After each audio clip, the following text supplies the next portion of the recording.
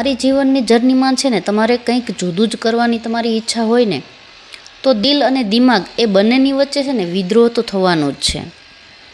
કેટલીક વાર સફર એકલાએ જ નક્કી કરવી પડે છે અને જીવનની દરેક સફરમાં કોઈ સાથે હોતો નથી. એકલા જ એમાં રહેવું પડે છે કે જવું પડે છે. કહેવાનો મતલબ જ્યારે વ્યક્તિ સફળ થાય છે ને ત્યારે લોકો છે ને એ ખુશ નથી થતા પણ ઈર્ષા કરવા લાગે છે. તો એના ઉપર ધ્યાન ન દેતા આગળ વધતા રહેવું જોઈએ.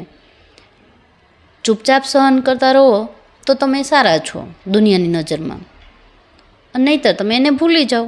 તમારાથી મોટું કોઈ નથી, એ વાત પણ હકીકત છે.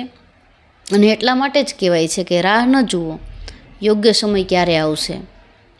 બાકી યોગ્ય સમય કોઈનો આવતો નથી. જીવનની જર્નીમાં છે એ હંમેશા ચાલતું જ રહેવું પડે છે અને એ પણ હકીકત છે. ચાલતા રહો બિંદાસ.